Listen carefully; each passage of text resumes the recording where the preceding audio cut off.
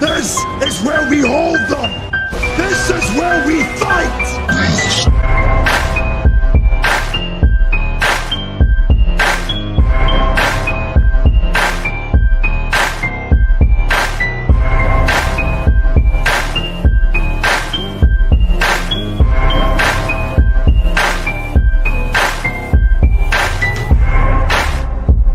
You are now listening to Sweep the Rack podcast featuring Brooklyn Rob and Big Mike.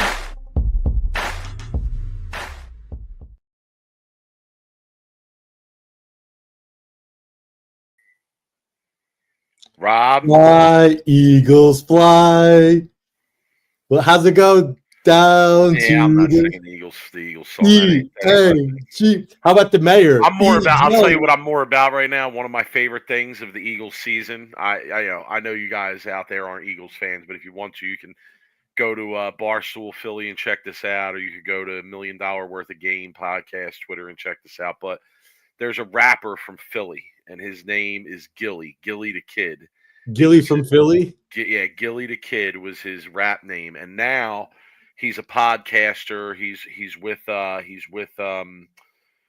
Barstool, and he's doing some stuff with them. And this season, he started to put out this video every week that the Eagles won, where he would, because he also does like a live watch of the game and stuff. And during his live watches of the game, he had, I guess, one of his buddies who's a little person. I don't know if that's the correct terminology. I'm sorry if I offend anybody for saying it that way, but he had his buddy who's a little person dressed up in an Eagles costume, and they would do the live watch of the game. And then if the Eagles won, he would put out a video where he would go outside his house, and he has this souped up Eagles car, right? It's like one of those, sort of ATV looking cars, and it's all souped up, and it's painted Eagles with all the emblems on it. And he would put on the song "Blow the Whistle" by Too Short. Don't know if you guys have heard "Blow the Whistle." 100%. Don't blow the whistle. So he he would stand outside the car while this song played, and he would dance, and the guy in the Eagles costume would dance. Say it like short boots. What's my favorite word? I gotta say it like short. So he would dance outside the car, and then his neighbors started to come out and do it with him. There was like this old guy who would come out with a broom every week and like do the dance with him. And then last week for the playoffs, he brought out Too Short to do it with him. Okay.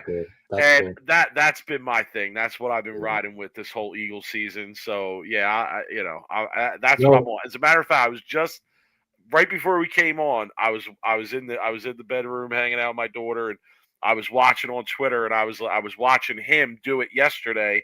He did it in the Eagles locker room because he led the team out of the tunnel yesterday. This guy, like he's like the king of Philly right now, basically. So yeah, it was cool. I mean, don't tell me your mayor.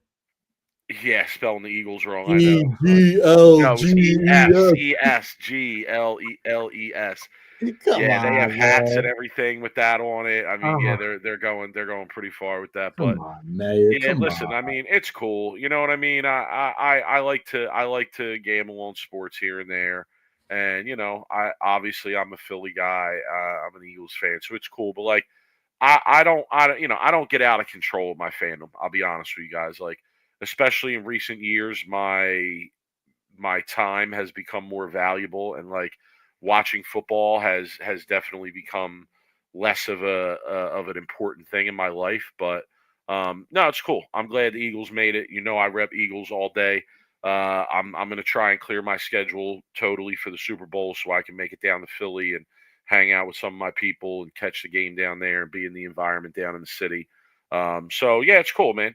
Go Birds. It's go Birds for the next 2 weeks. That's the mentality. So, man, I'm in between a rock and a hard place being from New York, and I don't want to watch the Chiefs win again, but I don't want to see the Eagles win because your fan base is by far the worst fan base in sports. Yeah, there's no worse. I know that's your take. So you all know this has been Rob's take to me and Bill for the last 20 plus years. Is that Philly fans are the worst, and they are. me and Bill kind of think it's a raw take because fans all over are bad. If we're being honest No, about Philly fans are on another it. I level don't know of about that. crap. I see some pretty outrageous videos and stories from other fan bases, but Mm, nonetheless, I'm not going to argue about that. But I want to argue about I will agree with you that this is likely to be a very unpopular Super Bowl. It is. I probably one of the less popular Super Bowls that we've seen over recent memory. So it's cool, But I'm going to give everybody some advice. Okay, I'm going to we do sweep the rack for all your bowling betting needs. Okay, we're going to talk a lot about that tonight, but I'm going to give you some football betting advice. Okay, because there's a bet that I've rode this season that has made me a winning bettor for this football season, and that's very hard to do. Okay, uh, the bet for the Super Bowl is this: Eagles money line and a Saquon Barkley touchdown. Okay, take that and take that to the bank. All right, that's where I'm at. I'm not going to talk about it anymore. Take a nice little maybe high 2-digit, low 3-digit number. Put that on there. I think you're going to be in good shape when you wake up Monday morning. That's what I'm saying. I can't bet against the Chiefs. I hear you. That's why I took the Chiefs yesterday. I hit a parlay with the Eagles and the Chiefs. I hit another parlay with the Chiefs and Kareem Hunt scoring a touchdown. I hit another parlay with the Eagles and Saquon Barkley scoring a touchdown. I feel like that's betting against Brady in his prime. You can't bet against them until somebody beats them, right?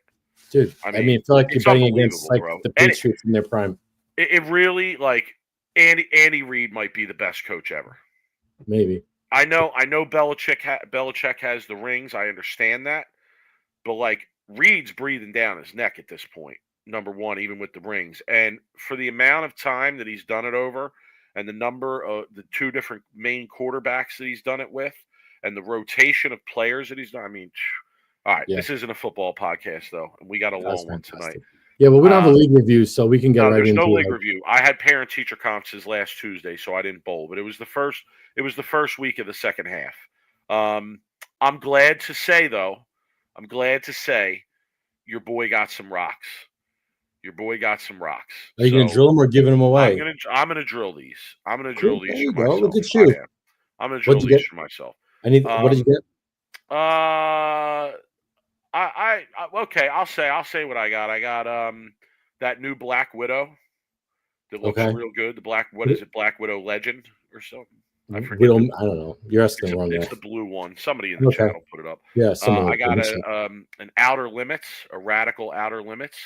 Okay. And I got I forget the third ball. Geez, Ebonite something. I forget what it was. Got it. Well, who's the new patch pirate now, baby? You're the new patch pirate. No patch pirate. Eagles. You got Eagles gear. You're patch pirate. I want to say shout to the people that take care of me. I want to say that. I'm not, they know who they are. Shout to the people that take care of me. And listen, here's the type of guy I am, Rob, and you know this about me. You will vouch for this. I take care of the people that take care of me. That's all I'm going to say. I take care of those that take care of me. So, yeah. It's cool. I got some new rocks. I'm going to drill those up. Cool. Well, I'm sure people will want to know. Why this comment? Scary to think of Big Mike's being a teacher. Why? I'd love to know. I've wondered that for. I have a lot of friends and a brother who's a teacher, and sometimes I wonder how that's possible. But look, professional life is different than personal life for sure. No doubt. What was I going to say? Let people know how those bowls are because we give unbiased opinions here at Sweep the Rack. We're not sponsored by anybody. We're not in anybody's back pocket. No content here. No biased content here.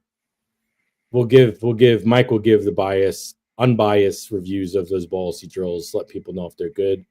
All right, Mike. Let's get into the tournament because we got a lot to talk about. Some good to see everybody in the chat. All right, Mike. Let's go. Let's run the ladder. You want to go run the ladder? Jumping right into it. What do you want to talk? Before we jump into the ladder, can I just talk about my experience of being down there a little bit? Oh yeah, that's right. You in Delaware. So what went down over there? I went down on Thursday to watch. And first of all, let me say this, and the person that's involved in this story probably gonna get mad at me. I don't care. I invited a good friend of mine to go. I invited my boy Stumpo to go down with me. Guy's been a bowler his whole life, just like us. Watched pro bowling his whole life as a kid. Johnny Petraglia Opens and all that. Okay. And I decided to invite him and go down with him, ride down with him. And 45, I wanted to stay for the morning and night block, go get lunch, maybe hit the casino, come back. And within 45 minutes of us being there, he was like, "Oh, this is boring. I want to leave. What time's the night block? Oh, I'm not staying until 6 o'clock. Oh, we're gonna be here till 8:30. I'm not gonna get home till 10 o'clock." And like it was just from 30 minutes in, it was just, "Oh, I want to leave. I don't." And so it was a bad vibe. It was a bit. He ruined my vibe. I'm not gonna lie. He absolutely just trounced my vibe, and I ended up just giving in to him, even though I had driven, even though I was the one with the car down there. And yeah, I just ended up giving in to him and saying, "All right, whatever, like fine, we'll leave." So I maybe hung out for like an hour after the block, and yeah, shortly after that, like we were out. It actually stunk. Like I was in the middle of a conversation with a few people, and yeah, he's like, "Oh, we gotta go. Let's go. You said 3 o'clock. Like we're leaving." So yeah, like I said, it definitely put a bad vibe on it for me. But I did go down Thursday. Uh, I mean, I got crushed in the betting, and I had to watch guys that I had just absolutely collapse and you know just collapse. That's the only way I could put it. I basically had three parlays. Okay, I'll break it down the easy way for you. I had two parlays that involved Justin Knowles. Uh, oh, geez, who was Justin Knowles? Oh my goodness, now I can't remember. What? Oh my God! Whatever. Was, Just it was. I got to remember the second. You had the same ones. Who else did we take? I know. I lost one. I lost one bet in 2 days. It was Justin Knowles, AJ Johnson, okay, and no, it was Justin Knowles and Graham Fa were the two.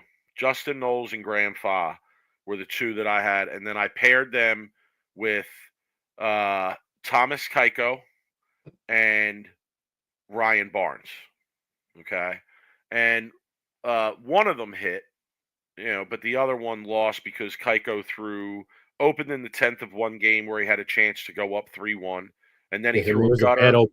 It was, and then he threw a gutter in game 6. He won game 6, but he threw a gutter early on and got up and needed a double in the 10th to win against Trevor Roberts and did. And then in game 7, he threw a gutter again halfway through the game and lost the game. So that cost me a parlay. And then I put in a long shot parlay that involved Matt Ogle and two lefties. And Matt Ogle was up 3-0 on Barnes. And all I needed Matt Ogle to do was win one game. It was Matt Ogle, Nick Pate, and Brandon Runk. Brandon Runk was the other one, and I had that in at 16-1, and all I needed was for Ogle to win one game. Runk had already won, Pate had already won. All I needed was for Ogle to win one game. He didn't win one game. He got swept in the last 4, and Barnes won. So, yeah, it was a tough morning. It was a really tough morning. I came home. I put in a couple parlays at night. Basically, same thing happened. Fell a little bit short, one match short. So I had a really tough time betting the match play I swear, Thursday. though. Wednesday night, we had a parlay that won, and we did really well. But you were going against me. I gave that back plus some. I was giving you some good ones, and then you would go against me on one, and I was winning, and you weren't. And I kept telling you, Mike, like a good example was that AJ Davidson match. I said, Mike, I can't go against AJ right now. He looks too good. And you didn't like it. You would disagree with me, and then AJ ended up winning up in 7. But I mean, man, like I was all day was just beating them up. Like, I don't bet a lot. like compared to what you bet. I'm a smaller better, but man, I should have been when I was when you're running hot. Like I feel like sometimes you're running hot. I should have bet more like on a lot of these parlays, but like we didn't really do the damage. See, I had a bunch of futures that were in too. I had Buttriff, I had Knowles, I had Cameron Crowe. Yep. And I had someone else. I forgot. Bill. Barnes. Right? You had Barnes. I didn't have Barnes. I had Bill. I had Barnes. I had all those. I didn't have Buttriff, but I had everybody. Well, I had Buttriff 4, and I only put 6 futures. 5 futures. The only person I didn't hit on was Foy. So out of the 5 people that I put, 4 of them were in match play. 3 of them got to like the top 8. And then I had Butters in the number 1 seed at 3,300 plus 3,300. And I'm talking like small bet, like $3-4 to win like 100. So I had a hedge going, and Mike, man, but we didn't, we were kind of going back and forth. I was winning here and there, lost one, then I'd win another couple, but we didn't start doing damage until the show. Right. Yeah, the parlays I referenced before were the 2 people I had were Justin Knowles and Keiko. Yeah, but I want to ask Johnson and Barnes. So neither of those were winners. But I want to ask you before we get into the ladder and the actual show. Like before we got on the show, you talked about how the vibe was dead there on a Thursday for match play. It was. Look, for me, like the best 4 out of 7 is the most exciting match play, even if you're not betting, right? Even if you're a casual fan, there's just too many games that go down to the game 7 or go down to the 10 frame. And when you have all those matches, there's going to be drama. Like it's going to happen. Every shot is so important, especially when the scores were as high as they were. Right. I mean, there were some matches that I watched in that morning block, like the AJ Johnson, Andrew Anderson match went 7, and the last game was Anderson gets up in the 10th and he shoots 280, and AJ Johnson has the front 9, and he gets up and throws the 10th one to win. So like every shot was just of absolute critical importance, So to be betting on it and see somebody gutter or miss a single pin spare when it's like that is just absolutely maddening. But yeah, that's so for me though. I don't want to talk too much about this, but I want to spend a couple minutes here. You have the PBA in town. It's in Delaware. Delaware is it's the smallest state, I believe, in the U.S., right? So it's very small. A lot of people can get to it from the East Coast. Why do you feel like close to a major city? Why do you feel like nobody like shows up to these like public wise? Like that's a complicated question you're hitting me with out of the blue. I definitely think it has something to do with age and demographics, right? Like most of the people that are into bowling, okay, are older, and a lot of those people are unfortunately probably not with us anymore. And I think the number of younger people who are interested in professional bowling has not really picked up. I also think that that Blake is right. He took my point in the chat. You can watch on the internet, so you can watch on your phone today. People aren't really going to be as open to take a day off and go to the bowling alley and watch all day when they have access to it in that way. And the third point that I would make, and I don't know about this, but I think I can say I can safely assume somewhat. It's lack of promotion. It's probably lack of promotion a bit. Like I would just ask the question, like, what is the PBA doing to promote these events in these local areas? And I'm not sure that they do much. I see like a newspaper article here and there about an event in the local paper. I guess over the last couple of years, I maybe seen like a news broadcast that's covering the PBA tournament and what's going on there. But outside of that, and again, like who's watching the local news anymore? It's like people that are probably age 60 and older, 65 and older. So yeah, I don't know. But that would be my guess. Is it like as soon as I brought this up, I had like 4 people in the chat get on my ass about the show being sold out, right? So should the PBA care that nobody is showing up to like these match play events as long as the shows are selling out and there's I don't really think it's the biggest concern in the world.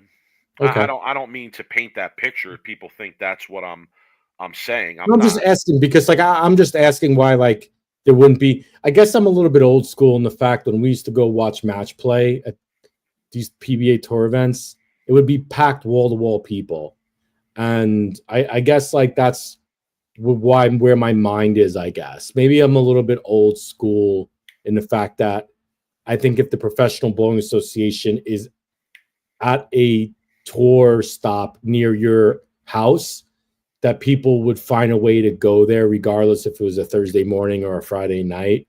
Like, and look, I don't want to compare it to golf and all that, but like if you go to a golf event on a Thursday, the golf course is going to be packed with people looking to go see their pros that are there. So like, why isn't bowling and why aren't people more excited and why isn't there a bigger crowd coming to watch the best players in the world bowl in your area? So I don't know. I just wanted to bring that up. I know we didn't mean to get into this, but I just was curious because you brought that topic up before we got on tonight. Yeah, and you know what? Someone mentioned in the chat that I had commented a couple years back when the Players Championship was at Carolier. I said the same thing, and I did, and I, again, I would probably assign the same type of reasons to that as I do to Rob's question. But yeah, it's just it's sad to me, I guess. Like you said, I mean, I guess I'm old and it's just nostalgia at this point for like the time when it was packed and people were rooting for their pro in particular matches and there was a lot of chatter from the back. And here, one thing I noticed was that to me, and again, this is just my opinion of looking around, walking around. Mid County's a small center. It's 30 some lanes, but it seems smaller than it is. Like the concourse is not real long, and it seemed to me that there were more PBA staff, pros, employees, etc., than there actually were fans in the building on Thursday when I went. Now it was the morning block at 11 a.m. So I'm sure that has something to do with it too. And it was a Thursday, so I'm sure that has something to do with it. Perhaps if there's anybody there that was there Thursday night, maybe you could comment if the crowd was a lot better on Thursday night. But yeah, it was definitely just something that I noticed. So, all right, I was just wondering. Okay, cool.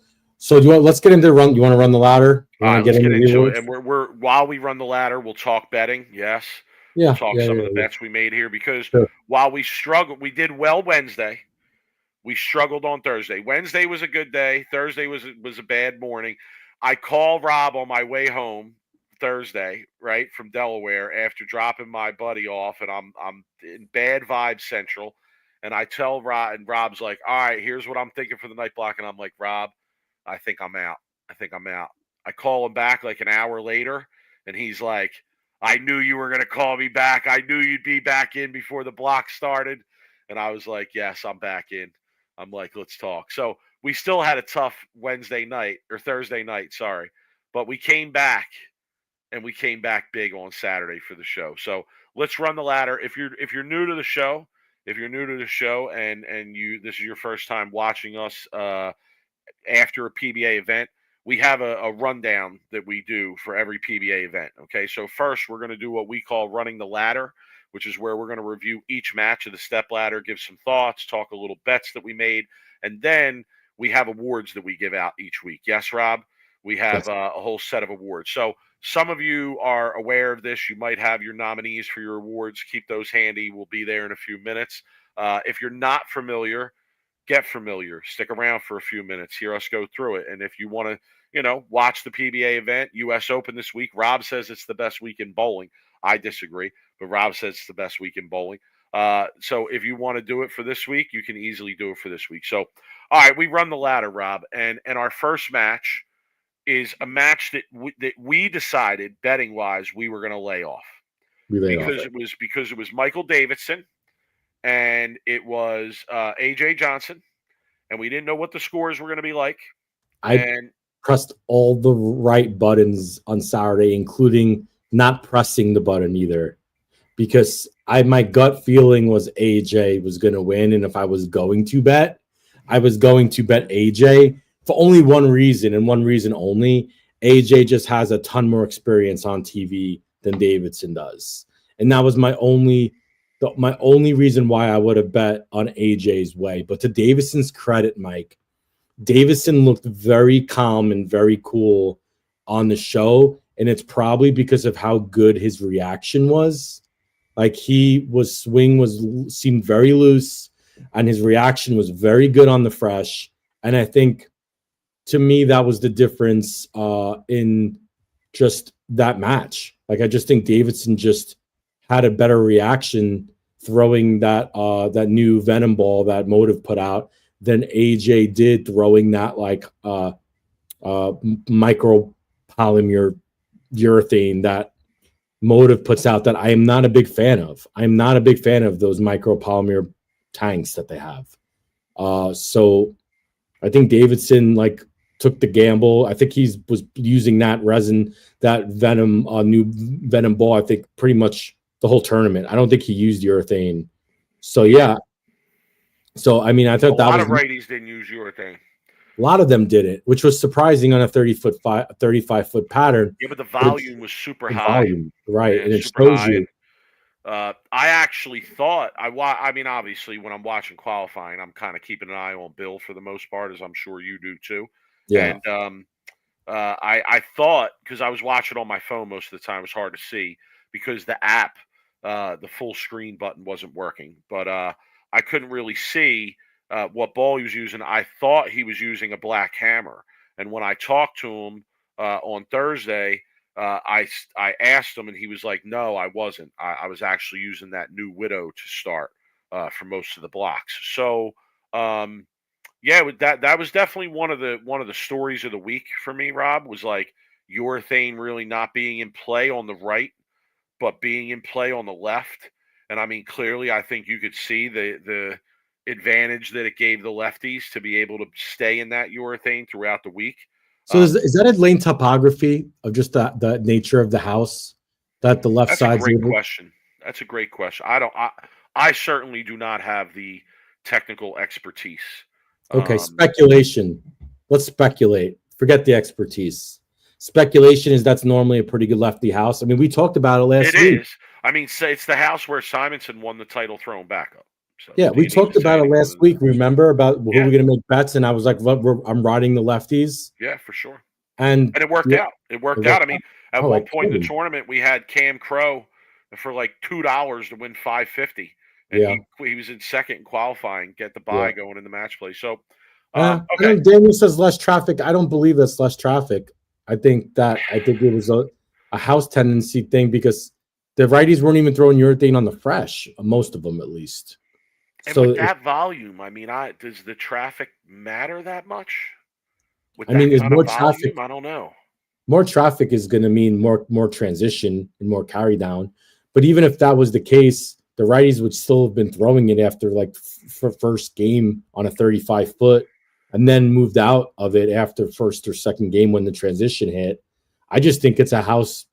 In my opinion, I think it is a topography thing. I think it's just the lefties. Sometimes the lefties can get the ball to hook back. Doesn't matter. Look at Reno. Remember Reno the old days before they fixed the topography? So I kind of feel like that was what really had to do it. But yeah, we'll talk about some of the lefties struggling.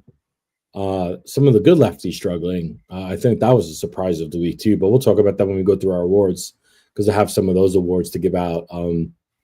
But yeah, so first match, Davison just I mean, I don't remember what the score was, Mike. It was a pretty high score though.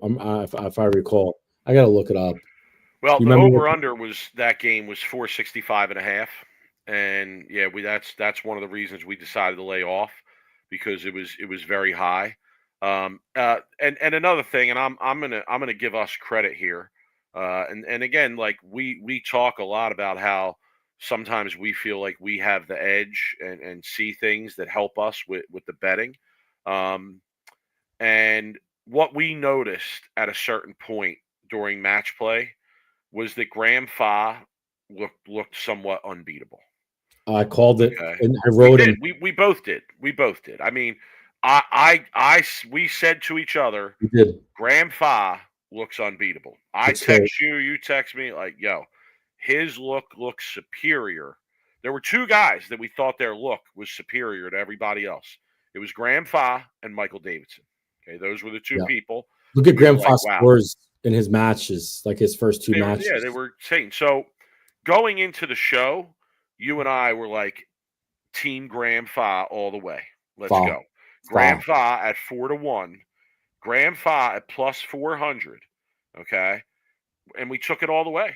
We We did. took it all the way. And then we got into the show, right? And I guess we could go to the second match now, right? Because that's where Fa comes in.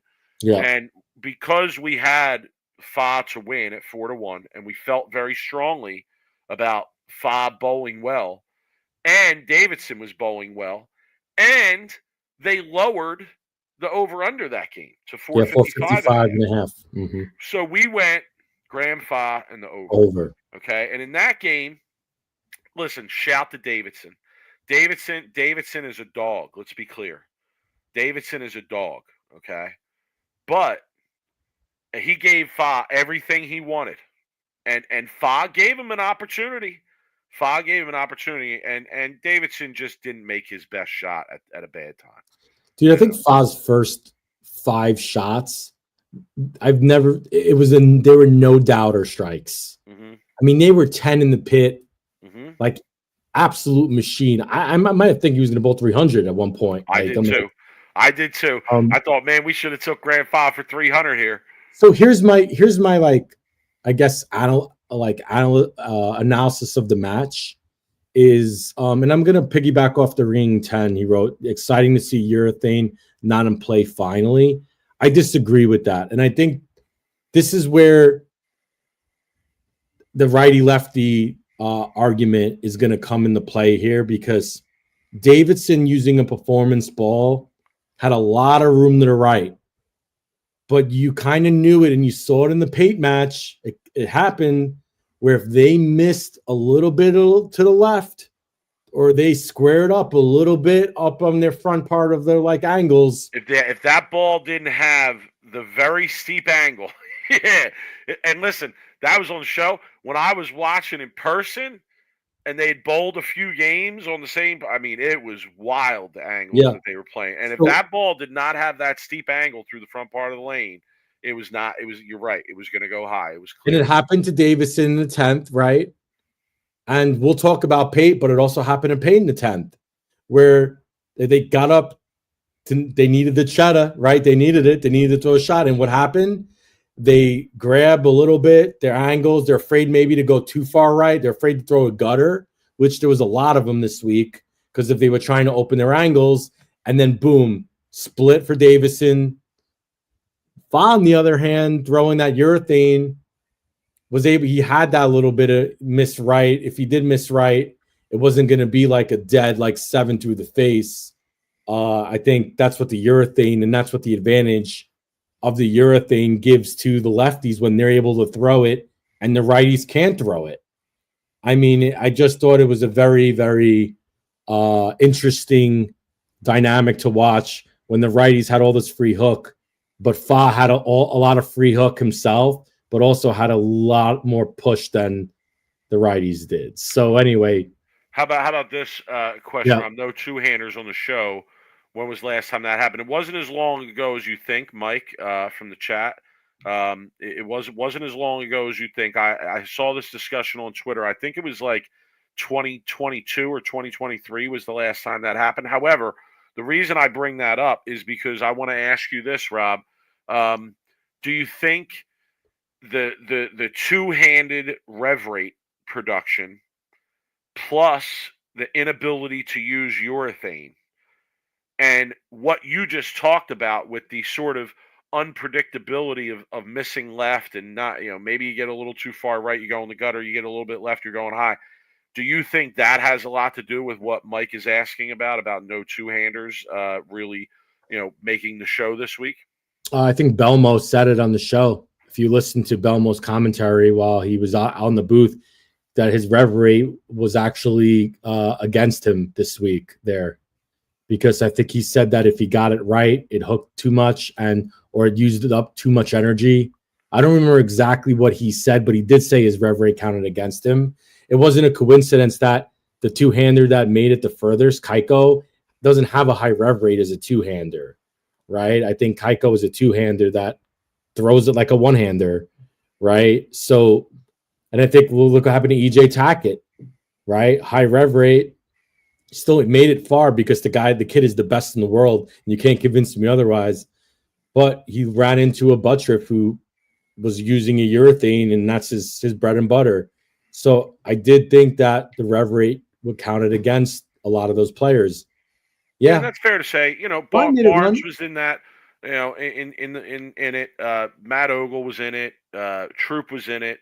Nate Purchase was in the match play. So. Yeah, neither of us want to make it out to be like, oh, the two-handers just were nowhere to be seen this week. But Mike makes a pretty good point. Like, it's kind of uncommon these days to see a show where there are no two-handers.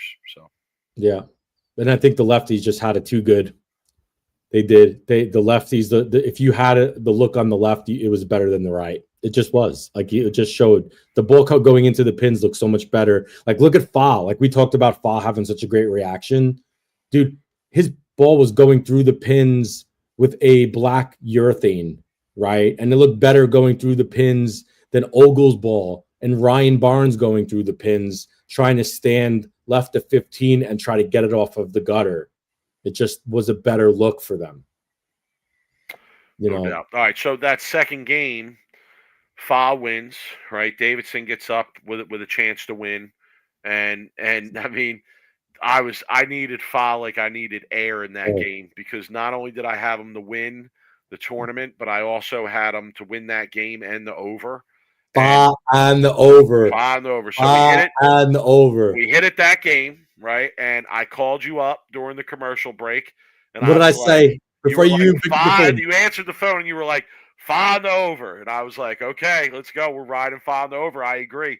So next game, okay, Fa and the over. We ride it again. Wait, had a little sweat in that game too. I guess again, same situation, right? He gets up, ball in hand, has a chance, and just, I don't even want to say it was that bad of a shot. It was cut it short a little bit. Yeah, just a little bit, I knew it was going to happen. Paid the max penalty, 3-6-9-10, right? And yeah, that's what caused him to lose that match. But we hit again, so we did. So 2 points here. One, I am shocked that Bet Rivers kept the over and under at 455.5 after the second game, because usually when it goes over, they're going to raise it, and I was shocked they didn't go back up to 465, which it still would have been over. Actually, we probably would have pushed, because it went 249 to 226, 567, no, 7, that's 670. So it still would have went over, but I'm surprised they didn't raise it 10. So that's my first point. I was shocked. As soon as it saw 455.5, bomb the over. The other thing is, I had an instinct, and I was watching with my dad. My dad lives near here now. I was over at my dad's watching it, and I looked at my dad going to 10th, and my dad knew I was betting on it, because you don't get that excited for bowling and without betting on it. And I looked at my dad going to 10th. I said, Pate has all the room in the right in the world right now, but he is going to cut it short. I could feel it in my bones. It might not be the first shot. It might be the second shot. So what does he do? He gets up, and man, he cut it short. He was using a pretty aggressive, snappy ball. And I mean, that was like I said for the Davidson match, that was the the downfall of being a righty on that show is if you cut it short, you were going to pay the penalty. And these guys were just really focused on getting their entry angles to the gutter, and Pate needed it, and he cut it short. And my guy Foz just had it. And this game showed me that he was going to win the final match, because if there was a game he was going to lose, it was this one. Because his reaction didn't start out looking great. Remember, I texted you after the third or fourth frame, and I said, Mike, we're in trouble. I said, Foz's reaction with his urethane doesn't look good. And then I don't know what he did or what he changed, but, man, he made some subtle adjustment you couldn't even tell, and his ball was going right back through the pins the right way. So, call you during the commercial break after that game. It was like, Fa and the over. Again, we're going to ride it again. And we had Fa to win at 4-1. Yes. So, huge. That last game was just massive for us. And it was probably the least sweat that we had all day having Fa, because Buttriff goes Super 5 in the middle of the game, right? And doesn't convert it, almost converts it, but doesn't convert it. And from that point forward, it was clear that Fa was not going to give that game back. Right? No. But here's the funny part about betting on bowling, right? Okay. Game's over, right? Happy we were going to win. I hedged with Fa, right? I hedged with Pate too. So I had a hedge, right, with two of the players. So I'm sitting pretty, right, because I'm winning money regardless for the future bets. The funny part of this is if any pros are listening, or national pros, whatever, are listening to this show right now, the match is over. I'm still like sweating out the fill ball and the strikes, because I need this thing to go over again at 455.5. So I'm sitting here. It's like the 10 frame. Buttriff's getting up, doesn't need it. Just, they're all celebrating and shaking hands already. And I'm like, you guys need to focus and get me that 455.5. And dude, Buttriff gets up. He throws the first one. Fa gets up on a victory run, strikes a few times. And I'm like, dude, I just hit this thing 3 times in a row. Yeah. And I call Mike. I'm like, dude, we're just so back, baby. Yeah. Crushed him. I crushed him. Had a great week this week betting. Yeah, I think for like $350 some dollars. I turned a $75 deposit on Saturday into $650. Yeah, because you bet bigger than I do. If I was betting bigger like you, man, I would have probably could have. I don't want to make it seem like I bet that big. I only put in a $75 deposit, and I know, but you bet higher. 50 of that went on Grand Fa to win at 4-1.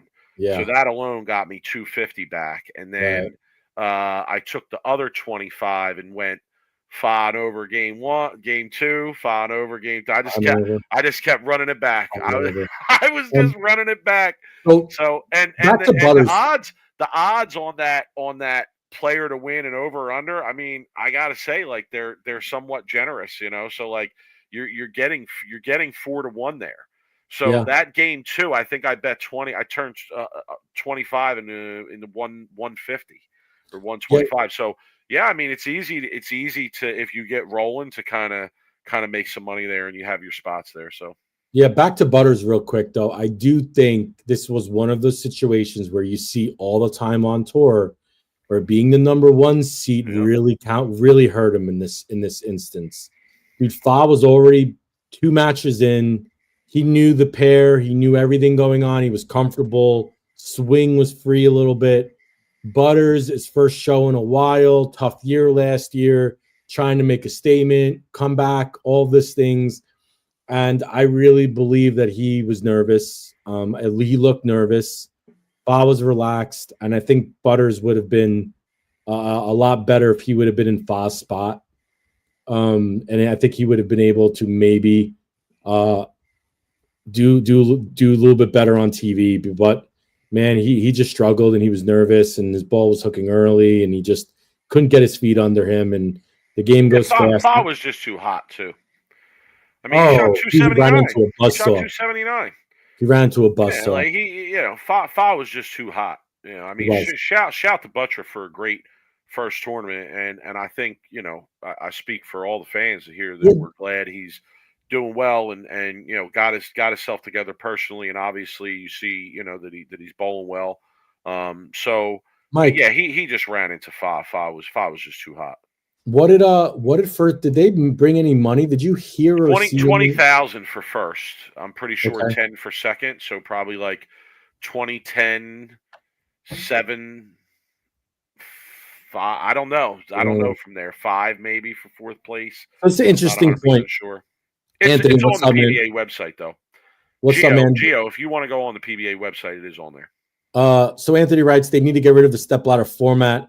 I understand it's best for TV, but my gear's saying it's unfair for the tournament leader. And you know what's funny about that, Anthony? If you asked 100 pros if they would rather be the number 1 seed or be the number 2 to 5 seed, I'd say probably 99, if not 100 of them would take the number 1 seat, even though they probably understand that it's probably the hardest position to be on when it comes to TV, especially if you're bowling someone who's won 1 or 2 matches prior. I was 30K. wrong on that. 30K for first. Someone's correcting me in the chat. So getting rid of the stepladder though, I'd be curious to what format they could put in instead of what would you guys like to see, Blake or Anthony? You know, what would your suggestion be if you got 5 bowlers? I mean, what are you doing here? Like, you got to fill 4 games on TV, so you could do like a elimination, real 5 bowl, plus you got to fit it in a 2-hour time frame. 2-hour time frame, right. So you can't really. I know it's just interesting. Strike Derby for the title, Jimmy. Jimmy's always got something smart to say. Always something smart. Rob, can I tell a funny story real quick since we're wrapping up the run the ladder here? So I was in AC on Saturday. Okay, I was down there to hang out with some lifelong friends, and we were doing dinner and having drinks and just the plan was to have a good time. So I told all my friends, I said, listen, by 4:30, I am going to be at the main bar at Oceans Resort betting bowling. So if you want to make money, meet me there by 4:30. Okay. Long story short, they didn't show up. Okay, so they missed an opportunity. But I go to Oceans and I go to the sports book, which is where the main bar, like at Oceans, it's the main bar plus sports book. And I walk up to the cage. I walk up to a kid who's cleaning up at the bar, and I say, "Excuse me, you know who I got to talk to get something put on these TVs?" He goes, "Oh, you got to go to the sports book cage." I said, "Okay, no problem." I go over to the sports book cage. I said to the guy, "Hey, is there any way you could put FS1 on any one of these TVs? There's 50 TVs." Okay. He grabs this paper. He grabs a sheet of paper and it has all like what's on at that time. And he looks up at me and he goes, "PBA bowling?" And I'm like, "Listen," I said, "you guys don't offer action on bowling." I'm like, "But Bet Rivers does." I'm like, "And I'm the world's best bowling better. I'm not going to get into that right now." I said, "But yeah, I have action on this, so I'd really like to watch it." And he was like, "No problem, man. I got it for you." So he puts it on. I walk 10 steps from the sports book to the bar. I'm ordering a drink at the bar, and there's this group behind me, some guys and girls, and there's this real big Jack Diesel dude, okay, hanging out. And I'm ordering a drink, and I hear the big dude say, "Yo, did they just put PBA bowling on one of these TVs?" And I turn around and I'm like, "Yo, big dog." I'm like, "I'm the guy who asked him to put that on." I'm like, "I'm the world's best bowling bettor. I got action on that." And him and his people, they're laughing. They're like, they don't even know what to think. So I grab my drink, I walk over, and I go and I sit right next to them, right next to their group to watch the show, because that's where the TV that it was on anyway.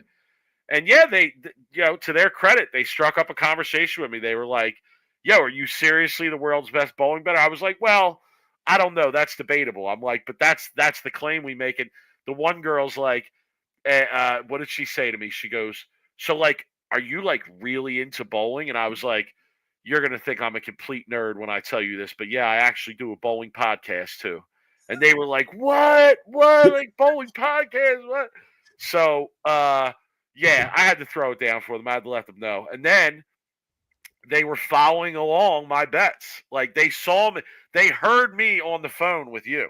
Okay. I'm sitting right there. They heard me on the phone and they said, "Oh, did you take something this game?" Going into this, I said, "We got this bald guy, Graham Fa, and the over." And the girl's like, "Bald guy and the over. All right, here we go." We won that one. Next game, I'm like, "Bald guy and the over again. We're doing it again."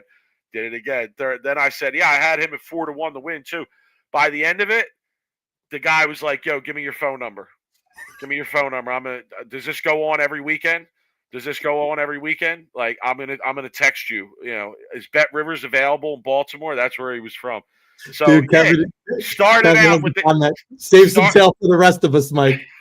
No, you see this? Started out with the guy making fun of bowling being put on, and ended with the guy telling me, "Yo, let me get your number, bro. I need these bets." Dude, Mike, El Matty D's and all the panties are dropping. Dude, Mike was getting everyone's phone, all those girls' phone numbers. Oh no, it was just the guy. It was just the one dude. But no, and then later on, okay, so the whole night goes by. They leave the bar. Whole night goes by. Me and my people hang out. They show up. We go out to dinner, and then a couple of my people are like, "Yo, we want to go to the club. Let's go to the club." So I went up, checked out bottle service, got us a table with some bottle service. We walk in the club. We get to our table. Who's the table next to us? The Jack guy. It's them. It's the Jack guy and his whole crew. And I walk in and they're like, "Yo, it's the world's best bowling better." And I was like, "Yo, it's me, baby. We're here." So yeah, no, it was hilarious. It was awesome. But I want to say shout to Oceans for putting PBA bowling on. I said the same on Twitter. Like, it was cool that they were willing to do that. You know, I hope I spread the word a little bit. Maybe, you never know. Maybe they start offering some odds on bowling. So that was great. All right, so we're done running the ladder. Yes, the point is, nice job by us. Nice job by you, buddy. Nice job by us. Okay, Dude, Rob doesn't want to give me any credit. I feel like Rob sits here and takes all the credit. What I say? I'm going to say I had a lot to do with saying Graham Foz looks unbeatable. We both agreed. We both came to a civil conversation, and we both, hey, there were some bets this week that we disagreed. You went your way, I went my way. This tournament, I think a lot of the bets went my way. But I mean, it's just the way it goes. Like, you're going to disagree with some of the matches. We're not going to win every bet. You can't win every bet. It's impossible. But to win 3 bets in a row like that, like on a 2-leg, like, odds are stacked against you for sure. You got to know a little bit more what's going on there than meets the eye. And you got to get some luck. I mean, Davison threw a split in the 10th. Pate threw a split in the 10th, right? So, like, yeah, you got to get some luck too. Obviously, betting. One last point on the show before we go. I do love to see the original setup of the fans behind them, the fans to the side. I like that vintage setup of the PBA Tour. I want to see the people in the back. Previously, there's been some shows where they have these big leaderboards and these big, light shows, and you can't see the fans. And I like the vintage, old school. Like, give me the fans in the back.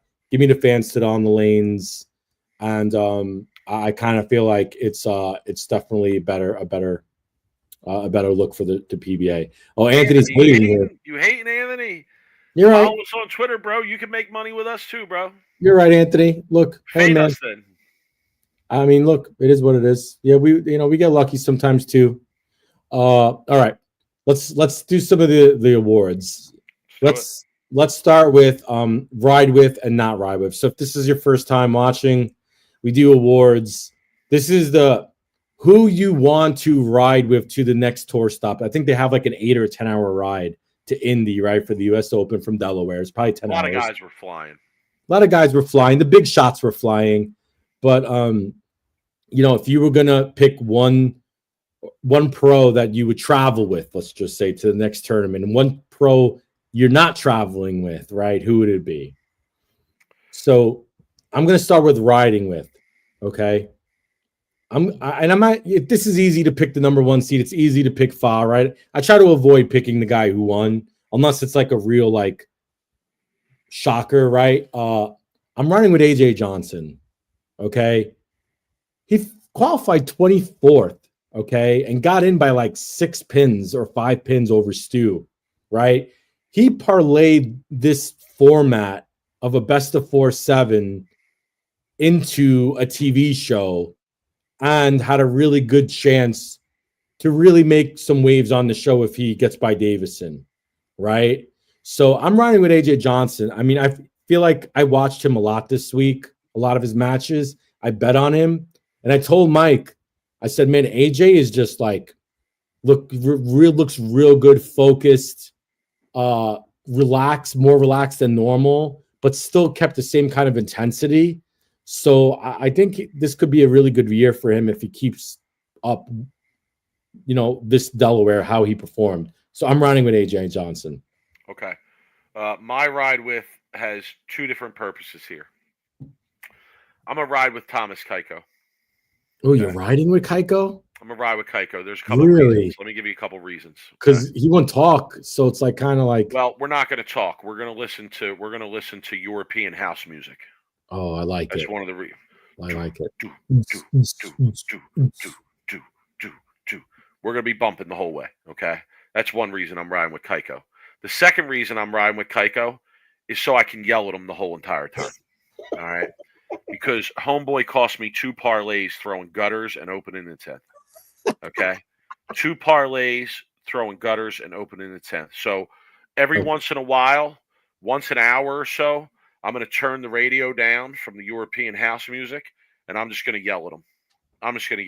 Okay? And then there's a third reason why I'm riding with Keiko. And I got to give Keiko a shout for this. My man Keiko's a true bowler, okay? This guy's a true bowler, and I'm going to tell you why. This weekend, he got eliminated in Delaware on Thursday after opening the 10th to go up 3-1, okay? And then throwing 2 gutters in the deciding games, all right? What did this dude do? He packed up his bowling stuff, and he drove up to Dougie Vision at Lodi, and he bowled a scratch tournament at Lodi with Dougie Vision and won the shit. Okay? That's a bowler. I respect that. Rob, how many times as young bowlers did we go to one tournament, fall out, and say, all right, where's there something else going on? King of the Hill, this or that. What can we go bowl? Yeah. And you make that run. Between when I was younger and now, because if I bowl a tournament and I lose, I am going home, I'm getting food, and I'm not stepping onto a bowling lane probably for at least 2 to 3 days. I wasn't like that at all. If I was, well, I mean, like now, I'm talking about compared to when now. we were younger. If I go to a bowling tournament, don't bowl bad, I'm not bowling for like 3 weeks. Right, and that's the difference. When I was younger, we used to do it all the time. Oh my god! I mean, it was a regular thing. It was a regular thing for us to do that. So I want to give Keiko a shout for that. Right, that's why I would ride with him. And he was going back to Jersey, so if I'm riding with him, I could have went to Lodi, grabbed some Ruts Hut, and then came back down the turnpike, and I would have been home in no time. So yes, I would have rode with Thomas Keiko. Got it. Okay. Whom I'm not riding with. I'm not riding with Matt Ogle, Mike. Good going choice. Up Rio. Can I say real quick? I like in the chat the choice of Trevor Roberts for ride with. I like that. I want to shout to Trevor Roberts. He bowled good. He beat our boy. He beat our boy. I got a little beef on that. Trevor Roberts. He beat our boy. He deserved it. He outbowled Bill. Okay. But I do like that for a ride with, except I think you got to be careful about who else is in the car. But nonetheless, Rob, who you not riding with? Matt Ogle's a really nice guy, but I can't imagine him being happy leaving that bowling center, being up 3-0 to Ryan Barnes and losing. And Rob, let me tell you, I watched that match live. He went from having it to not having it. Yeah. And when I say not having it, I mean, whoa. Like missing the head pin right, missing the head pin left type, not having it. So, yeah, tough. Yeah, that's who he's got to shake it off now and bowl the U.S. Open. And I'm sure he'll bowl good at the U.S. Open because that's what you got to have a short memory when you bowl on tour. But, I mean, that's got to sting a little bit, being one match away from being in the top 8. And there's a top 8, right? He was one match away? Yeah. Mm-hmm. Okay. Yeah. That's who. I'm not going to ride with Stu Williams. Oh, missing the cut by 5 pins. Missed the cut by 5 pins. Was in it all the way. I felt like all the way up until the end was in it. Had a really good day 1, and I wouldn't ride with him. Missed it by 5 pins. Tough one. Tough way to start the season. And I know that high scoring environment, like to only miss by 5 pins is just really tough. The kind of competitor Stu is. He wants to be in it. He wants to make the cut. So I'm sure that.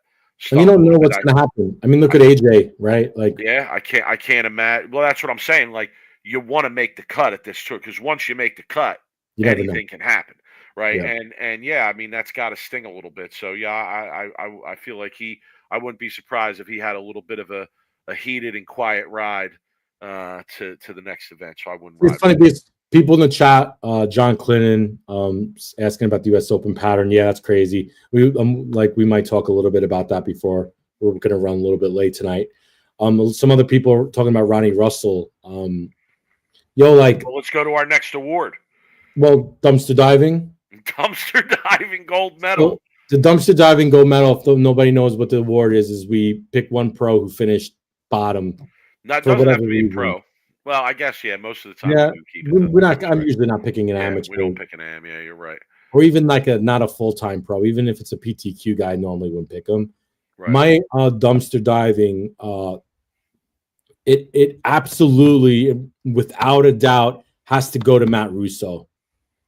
Okay, because Matt Russo last year, in my opinion, was the best lefty on tour. You couldn't make an argument about Packy, but for him to finish in the bottom 5 or bottom 6 when the left side had it good was something that we talked about Matt Russo, that motive not really having a really good urethane. Here's my question: if Matt Russo is still being able to throw a black urethane, does he finish in the bottom 5? Mike, does he make the cut this week? I mean, it's a fair question to ask. Okay, no, I have no problem with that pick. I got to go with who finished last, Ronnie Russell, and I hate to say it. I mean, I feel like Ronnie Russell's been on dumpster diving gold medal watch quite frequently over the last season or so, and yeah, not a place you want to be. Let's go, Ronnie. We need to get it together, bro. Come on, Ronnie. I like Ronnie, man. I know. I like Ronnie too. He seems like a good guy. He interacts with us on Twitter once in a while.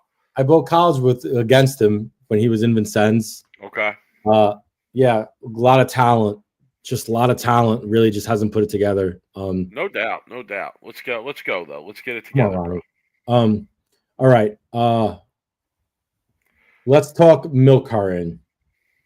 Milk carton is going to be a hard one this year. We might have to think about replacing this award because of the exempt tour.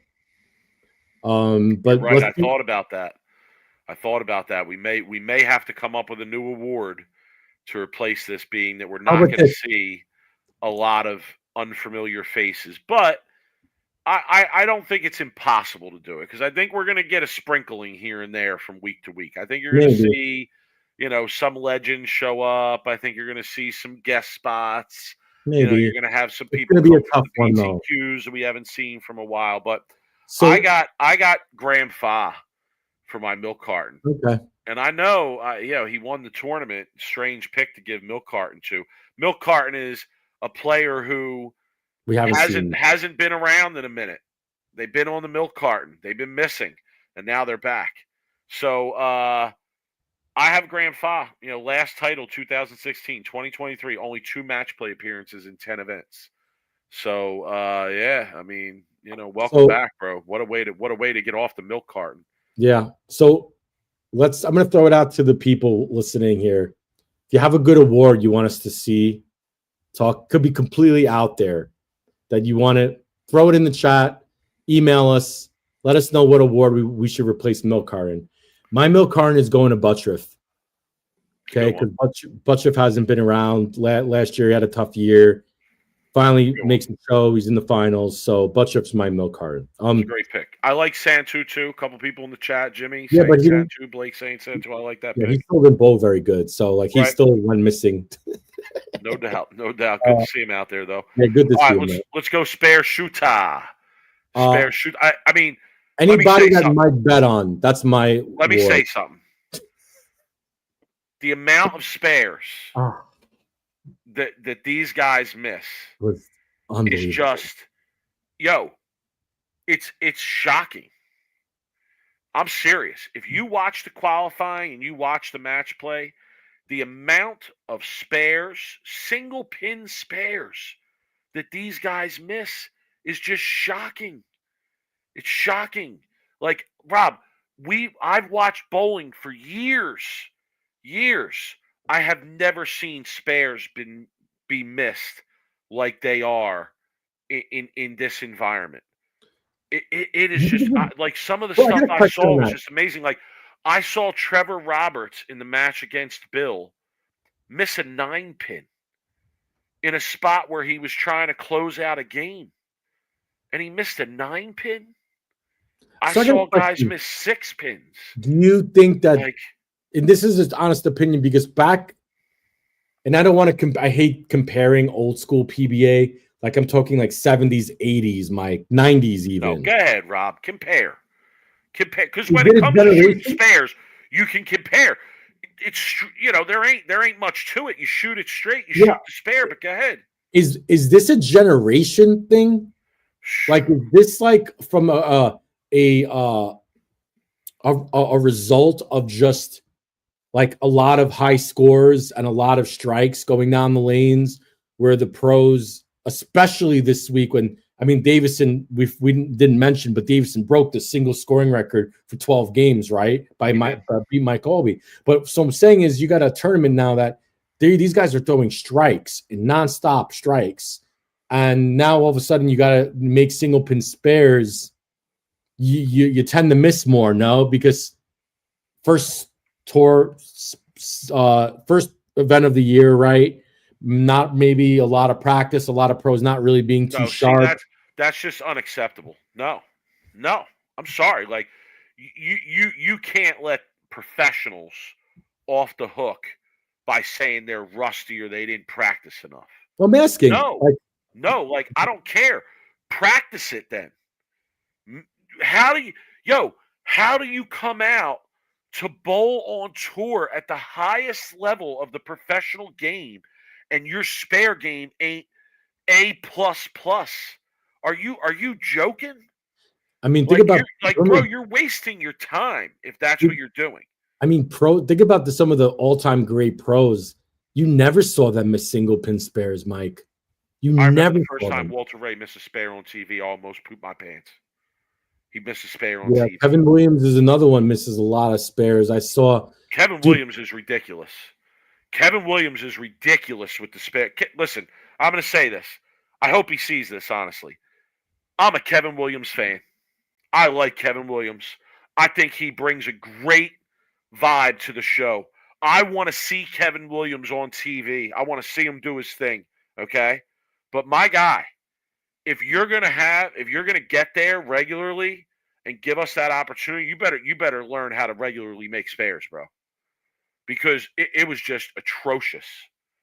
I mean, I watched atrocious. Like the ball reps need to go to these guys and be like, listen, you need to put some time in on your spare game immediately because it's keeping you from making cuts, making shows, Mike.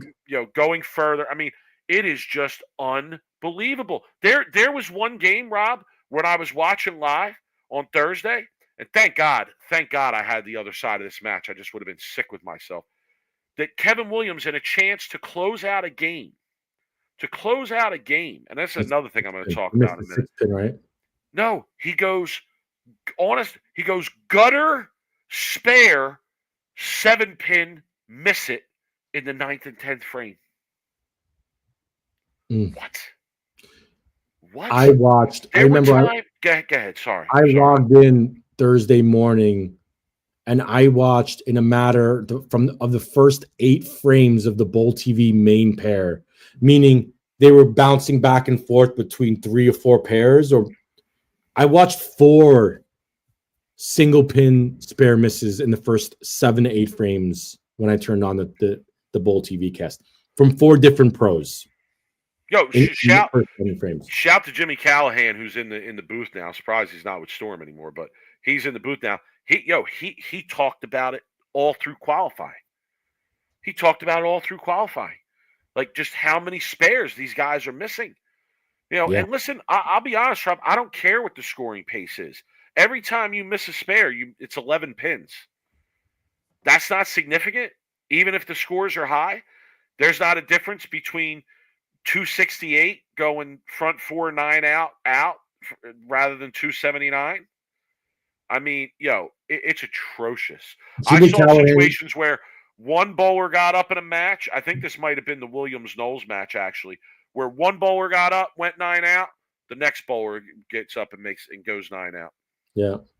I do agree, though. Callahan does give a good perspective. Callahan's been around the block. Guy knows his stuff. He's been a Storm tour rep for as long as I've been around. The guy's been around the bowling for decades. And he's got a very good dry sense of humor, if anybody doesn't know Callahan. He's also a big ball buster. So Callahan, if you're listening, Callahan's bust my balls forever. But he's a good guy. I like Callahan. If you didn't say it, Jimmy put out a reel of gutters from the event, and there were a lot of gutters. And listen, Jimmy. I'll say, like, I can actually understand a gutter on a short pattern like Cheetah more than a single pin miss. Okay, I understand that way more. Now, I will say this: you can't gutter at an important time like Keiko. Okay, that's just goofy. All right, and there were a few other guys that did it too, but I could understand the gutters more than I could understand the miss spares. The miss spares are it's just absolutely atrocious. I feel like, honestly, I'm singling out Kevin Williams, but I really we should give spare shooter to the entire field.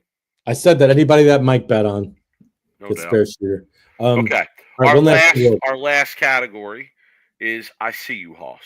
Yeah, and I see you, Hoss, as a chance for us to, give the nod to somebody in the field, and who maybe you don't know their name very much. They might be new, etc. Young guy, etc. And they bowl really well, and you say, I see you, Hoss. I think we might get the same guy. I think we probably should have the same my guy, Cameron Crowe. Yeah, it's Cam Crowe. I mean, got to give it. Now, yeah. I will say, I would give an honorable mention. An honorable mention to the following. There were a lot of guys I'd give this to this week. Ryan Barnes, Trevor Roberts, Nate Purchase, Hayden Stippett. Shout to you guys, too.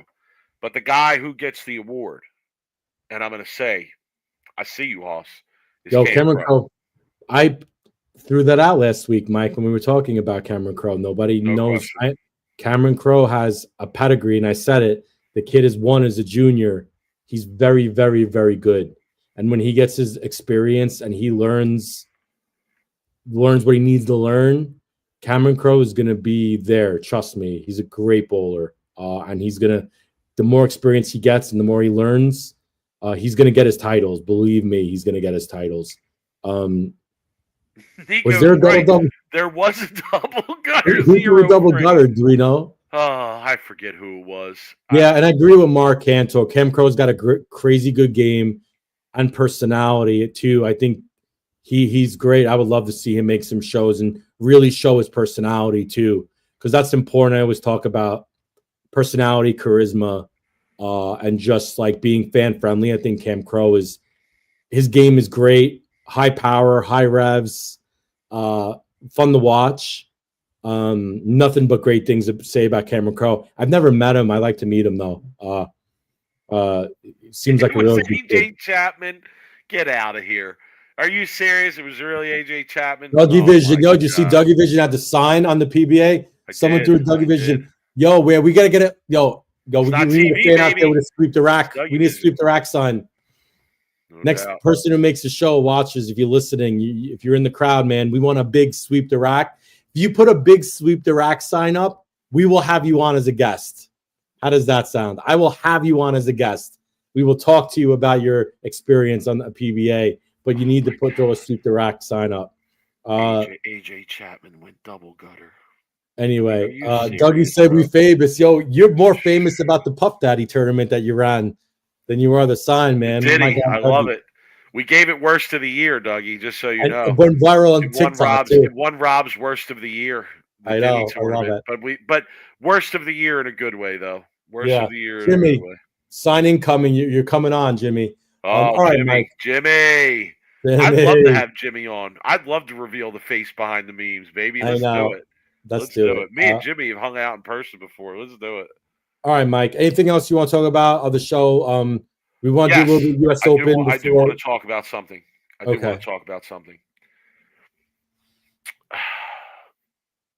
when I was a kid, when I was a young bowler, bowling at Levittown Lanes, where Bill grew up bowling and Palooza grew up bowling.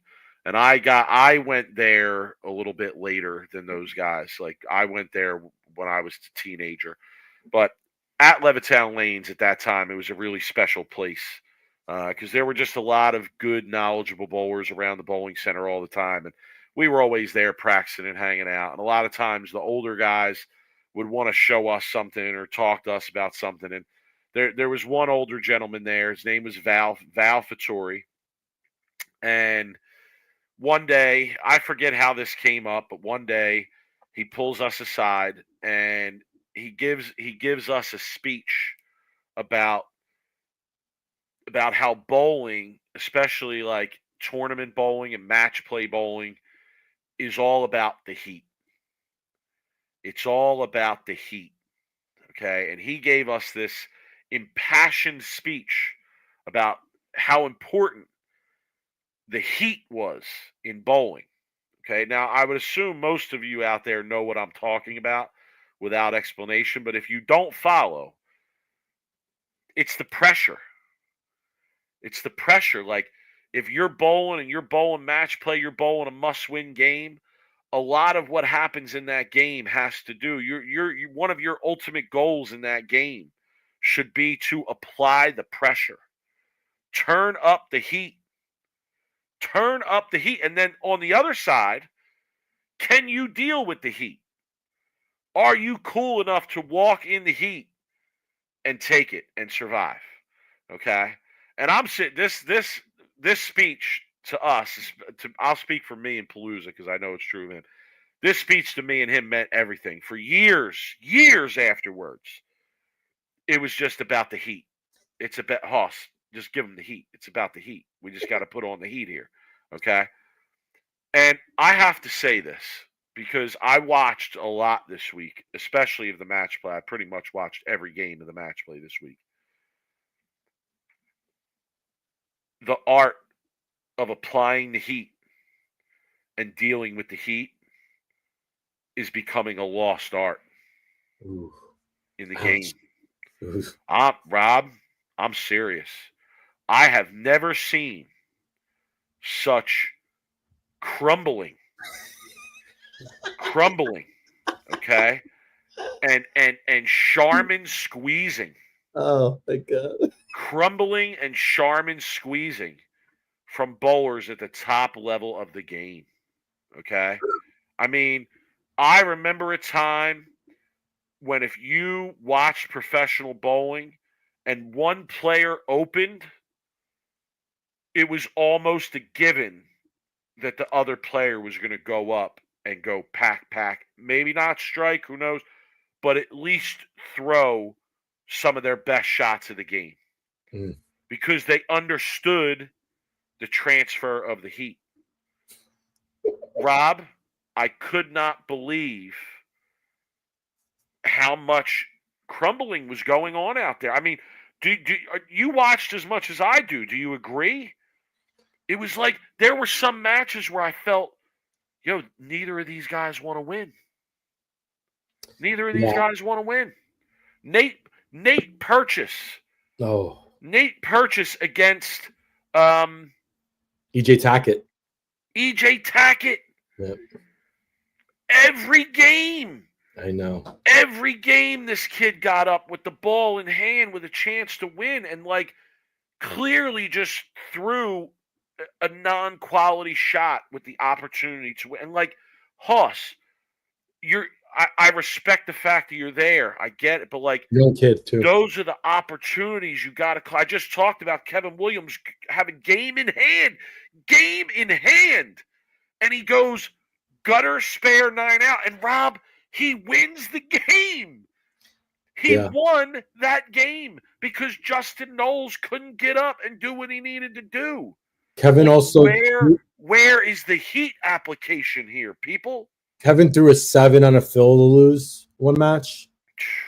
I saw Keiko throw 5 or 6 through the face and split to lose. Fred says because the big action days are done. It's a little bit of a different generation. I do think that a lot of the old school pros that we talked about, that you talk about the Heat, guys like Patrick Allen. I mean, just thinking about the guys who you knew when they got up were going to throw. I think that's a different generation, and there was a lot of action in those days. And I think that's it could be a lost start. It is. It's a little bit different, but I think that's what separates EJ Tackett and guys like EJ Tackett from a lot of the other pros. Is EJ Tackett turned into a serial killer, and now gets up and needs it. And remember, he had those struggles, so it's not. I feel like Simo has it too. Simo has it. I think like Simo has it for Kyle sure. Troop when he's got it. Belmo, no question. Belmo, obviously. No question. But I do think you talk about a guy like Nate Purchase. I think giving the heat and taking the heat is also a learned art too. I think you have to learn it, right? Remember how much slack Chris Barnes used to get from not being able to take the heat? And I think Chris Barnes got better in his career as he got older and more experienced. So you can get better. It is an experience, and it is an art that you have to learn too. Let me say something about Barnes though. Can I say something about that? Mm-hmm. That was on the TV show only. True, fair point. That was on the TV show only. Barnes was Freddie for the cheddar anywhere but the TV show. Okay? Dude would run people over before the TV show. When he got on the TV show, he had problems with the heat. You're right. I agree with you. Yeah. Big mental struggles. But Rob, this is different. This is all throughout. I know. This is different. All throughout. But I do think there's a lot of young. There was a lot of young this week. We saw a lot of younger kids bowling match play. I'm not giving that excuse, but you didn't see some of the seasoned veteran guys bowling match play. And I think, Bill struggled. Bill couldn't find a reaction. I think Bill is one of those guys who he's old school too. He can give the heat and takes the heat very well. But yeah, it is a little bit of a generation thing, I think. So, all right, Mike, let's talk U.S. Open. We're going to go a little over time. So real quick, the PTQs were Sunday. 5 people qualified out of 90, Mike. 90 people in the PTQ. They took 5. Okay. I don't want to get too much into this, but I was thinking about it. A lot of these guys that are bowling the PTQ, they understand what they're getting into when they bowl, Mike. They understand that there's only going to be 5 spots. They understand there's probably going to be 60, 70, 80. So I honestly don't feel bad. Like, it is what it is. If you know what you're getting into and you still bowl and you still pay the money and you still show up, shouts to you. You think you can be top 5 out of 90? Me personally, I don't like those odds. I probably wouldn't bowl. I mean, I'm sure they gave more cashing spots. I don't know what the cashing ratio is, but I do think if you are bowling and you think you could finish top 5 out of 90, shouts to you. And people who did it, amazing bowling. I mean, honestly, like to finish top 5 out of 90 is hard as hell. And I think it's just a tough way if you're out there trying to make a living now bowling PTQs full time. I don't think you could do it. I think it's practically impossible to do it. If you're going to plan on living on a PTQ check, it's impossible, in my opinion, to go full time and bowl that as your full time job. The ratio is just it's not there to do that full time. So, good luck to you if you decide. But anyway, qualifying starts tomorrow. 24 games, normal. Everything is pretty consistent. 3 days of qualifying, cut to the top 24. Top 24 round robin match play. 108 bowlers, 24 round robin. The difference is this year there's 2 shows on Saturday and Sunday, Mike. There'll be some big betting going on. What's Saturday, better than 1 show? 2 shows. 4 p.m. The 5 through 9 seeds, so it's going to be like a ladder, and then a top 5 ladder to reign the champion of the U.S. Open.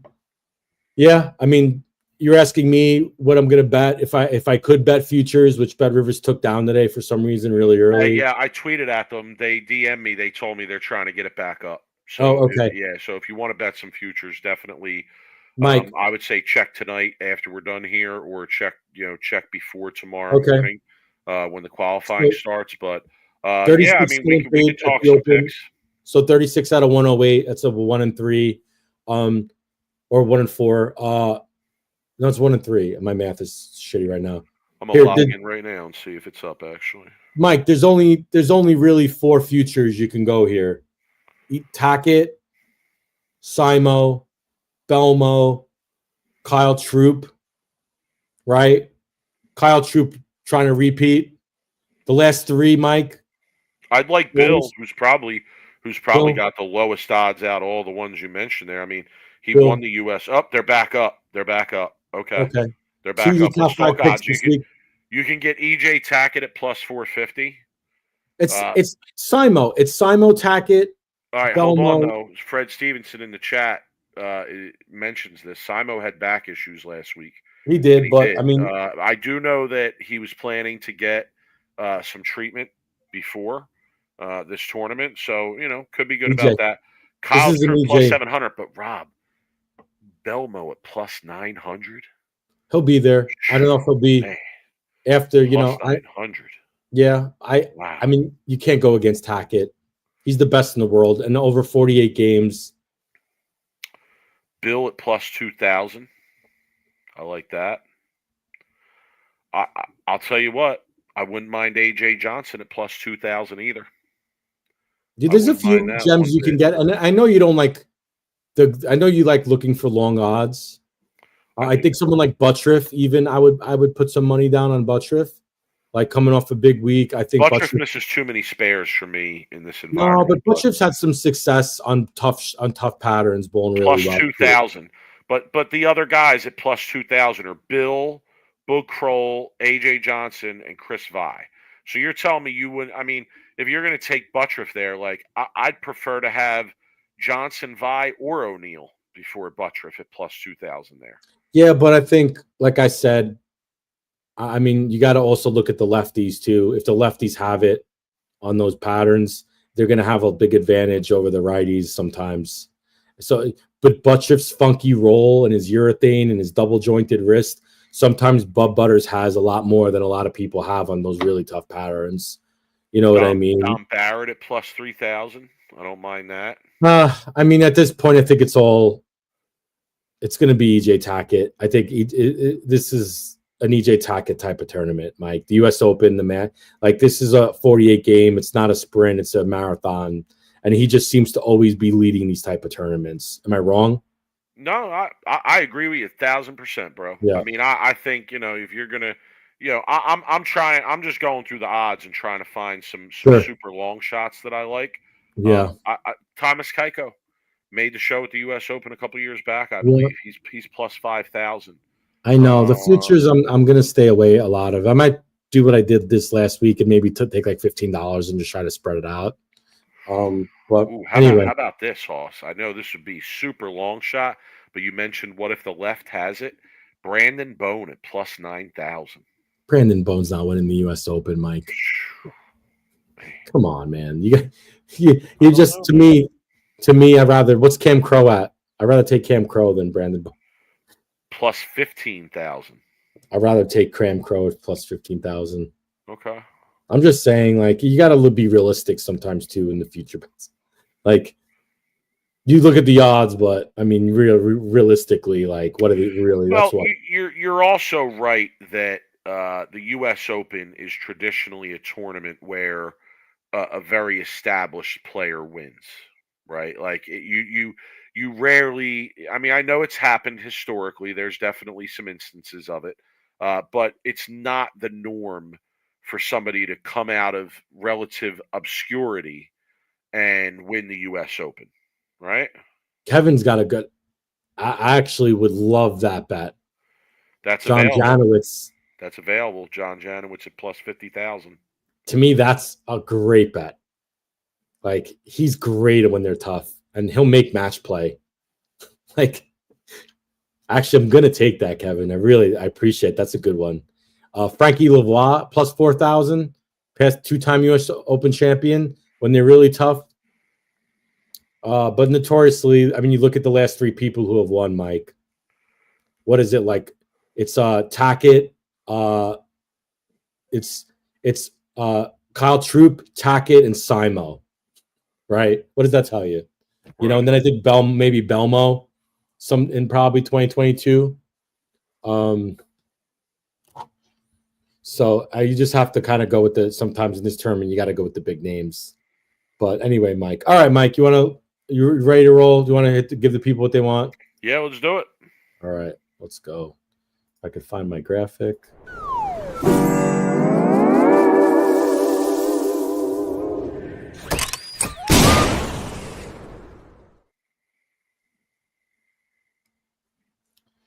All right, Mike. I'm back on the worst of the week wagon after last week performance. So I'm going to start. Word got to me that Florida was looking for a bowling center to host a PBA regional, Mike. Okay. And I guess something happened where Fort Myers was going to house the non-champions regional in February, but something came up and they had to cancel. So the South Region director posted asking if there were any centers interested in hosting, okay? Now, something interesting came up that I thought I would love to bring the attention to everybody. People were asking about the Bolero centers in Florida. And the region director said that the PBA is not invited or not welcome to host any Bolero centers to a regional in the South, in Florida. And I don't exactly know what the reasoning is, but I guess the region director is named Andrew Hirsch. And Andrew Hirsch, from what I've gotten word to me is that he's not a very reasonable or nice guy. I don't know the guy, but he doesn't want any PBA regionals to come to the state of Florida. But the PBA owns, or the Bolero owns the PBA. So how, as a Bolero region like manager, you don't welcome a regional to a Bolero in Florida? How is that even possible? Like, Wow. That's a wild story for me. And I would love to call out this Andrew Hirsch from Bolero. If anybody knows this guy, if you work with him, if you have any kind of, you bowl in any of his centers, I want you to direct him to this show. And I want you to let him hear this part of it and direct him. Even he doesn't have to listen to the whole show.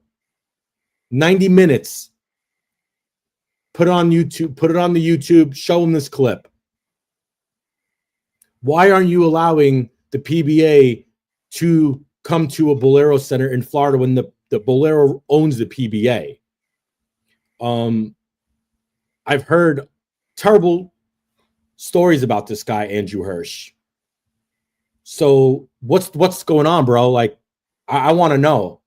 And I'm battling here for the bowlers in Florida, right? Who eventually, if all your centers are getting taken over by Boleros, you're not going to have a PBA regional in your state because you got one dude who's got some problem against regionals coming into their centers. So my worst of the week goes to Andrew Hirsch.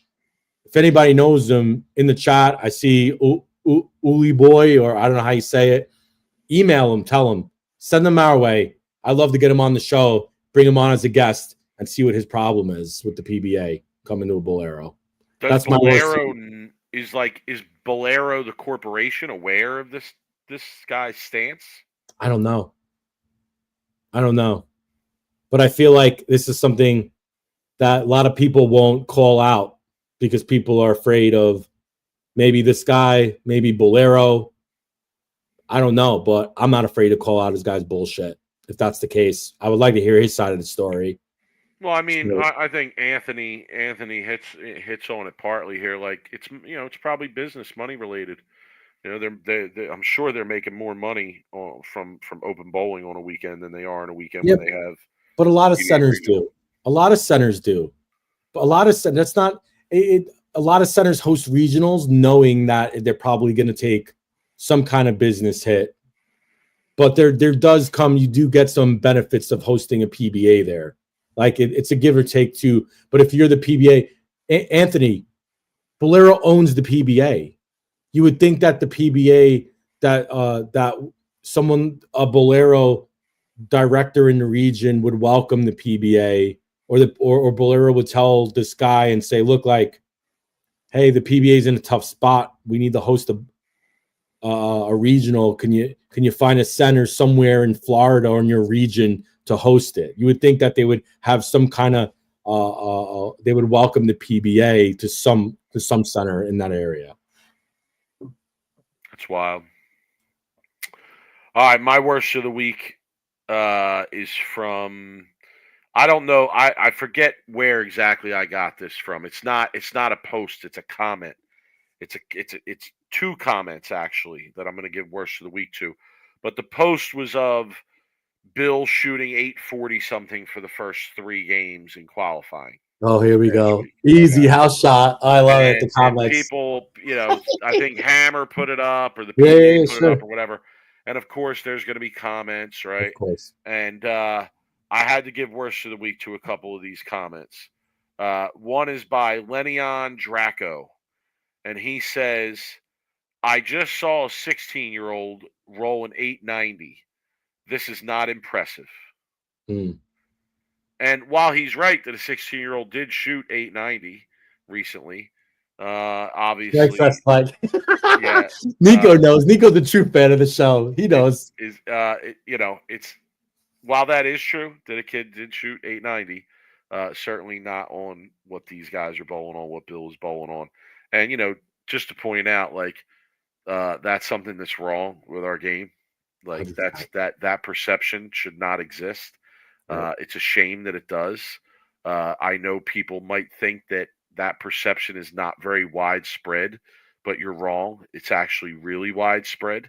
There's a lot of people out there who are so uninformed that they don't understand that the scores they bowl or the people around them bowl are not the same as the scores the pros are bowling, not bowled on the same conditions. So that's weird. So my second comment, worst of the week comment, is from Tony Laird.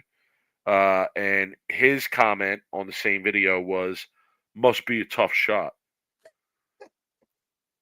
Well, I mean, there were some pros out there that weren't averaging 270. And, there were a lot of gutter balls thrown and such. So I would probably say, no, you're wrong. You dope. Yeah, I read some of the same comments when Davidson set the scoring record. The 12-game scoring set. I mean, I think he averaged around 257. And people who really think that shooting 890 on a house shot is comparable to shooting 257 on a 35-foot pattern don't really understand. But there are times when you're bowling and you bowl in a sport where when you match up your reaction, your ball roll, the bowling center, and it turns into actually easier than a house shot.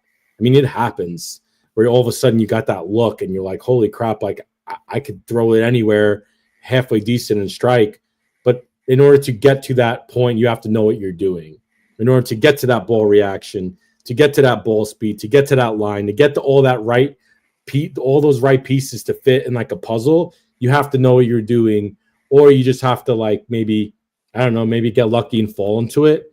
But these guys aren't getting lucky and falling into it. Like, they're matching up, they're knowing what they're doing, and they're finding that sweet spot where they can average 250. Now, I don't mind the high scores being one tournament or a few tournaments a year. I know they're going to the U.S. Open this week, and I know you're not going to see that this week. You might see some people average 220, 225. It might happen, but you're not going to see anybody average 250. It could happen on one block. I've seen it happen at the U.S. Open on one block, but it ain't going to happen over 24, 48 games. So I think, yeah, you're right. But I do think that it does take a lot of skill to get to that average of 250. You just got to know what you're doing. It's especially with that pressure and everything going on top of all of it. So yeah, I guess that's my piece. But all right, Mike, you ready to wrap this up? Let's wrap it up.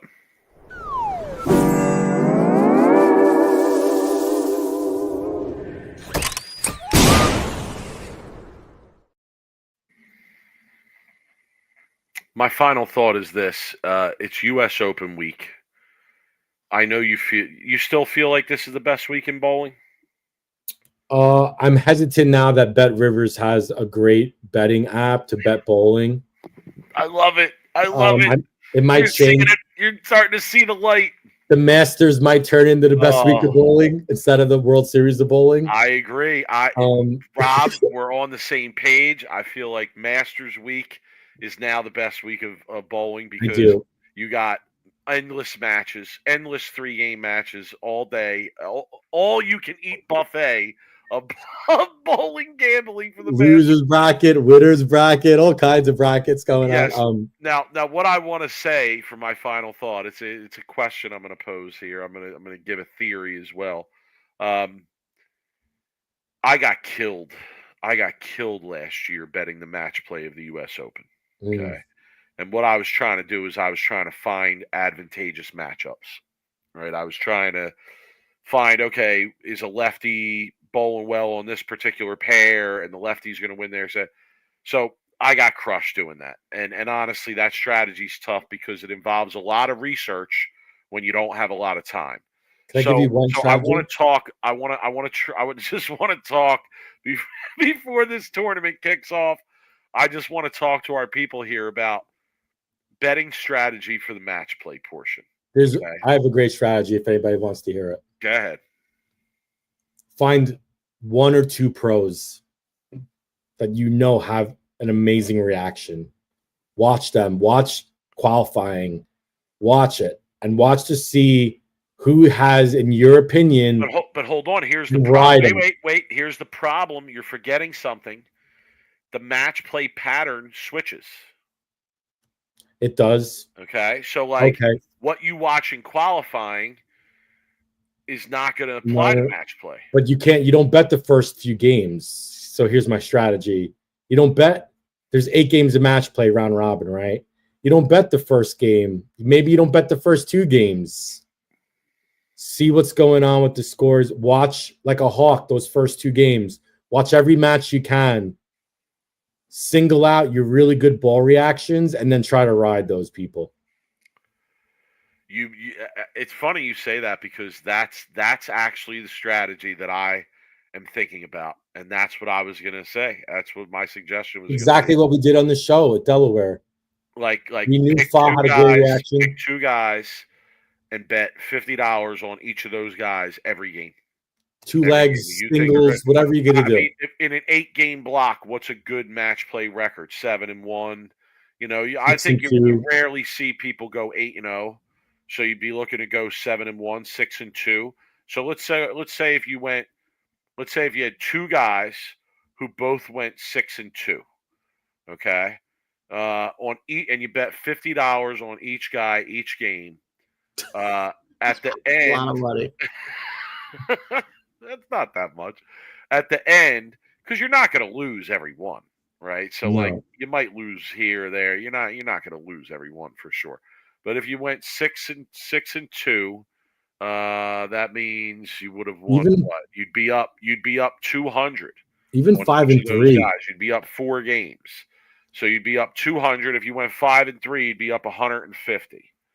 But you can't be afraid to get off of your horse and try to ride another horse if you think that was. I think that's dangerous, though. It is dangerous, but you have to know what you're watching. You got to know why you're making the change, right? Right.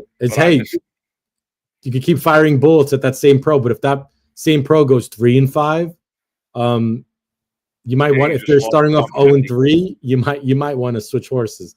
I'm just saying there is some strategy, but for me, it's watching them, really seeing who you think has the most miss, meaning who's missing and who's still striking, who's making spares. You got to really use your feeling of what you see and then ride that person and see if you could ride them to like a 6-2 or 7-1 block. Yeah, I also feel like if you have a real strong feel of who the leader is going to be, or who the top two is going to be, sometimes in these U.S. Opens, guys jump out and go and hide. And if you see somebody jumping out and going and running and hiding, I definitely think there's an opportunity there to just hammer them every single game.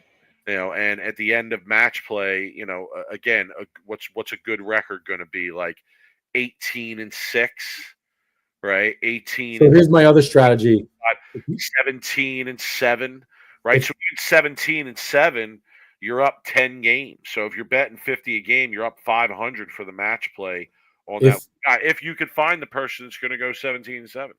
If you see a lefty too start out of the block pretty hot, and most of the field in match play is righty, you could assume that lefty is going to have a decent look the rest of the block, and you could try to ride the lefties too.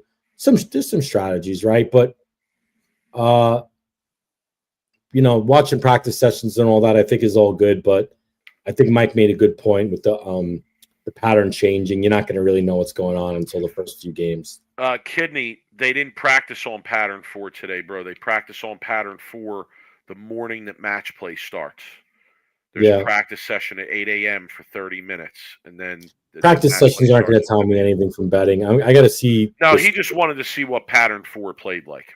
Yeah, it's a wild pattern. It looks like on the graph I saw. It's all over the place. See, it looks like a Nick Hoagland special. You know what Nick Hoagland specials are? They're usually low scoring. So, any final thoughts, Rob? Yeah, I know it's U.S. Open week and all, but I do have to give a official congratulations and shout out to, in my opinion, the greatest college bowler ever to live, Bill O'Neill, for making the College Bowling Hall of Fame in the second year. I was a witness, a front row witness to Bill bowling in college, and my man was a 3-time Player of the Year, 4-time first-team All-American, and the only reason why he didn't win 4-time Player of the Year all 4 years is because he tore his bicep doing preacher curls in the gym when we were there, and showed up that night, and his arm was black and blue from his bicep to his forearm, and he's like, yo, is this bad? And I'm just like, yo, you're killing me here. Shouts to him being inducted to the College Bowling Hall of Fame. I love the College Bowling Hall of Fame. I think that's a really cool thing USBC added. The induction will be in mid-April, I think the 16th, during the National Championship week. So I don't think Bill's going to be able to bowl. I actually texted with him. The Tournament of Champions is that week. So, but still, though, it's a great honor. And congrats to Bill. Deserves. And I still think till this day, he is the best college bowler of all time. Until someone else proves me otherwise. So that's my final thought. Big shouts to Bill. Can I play devil's advocate for a second? Okay. He's best college bowler ever. No national championship.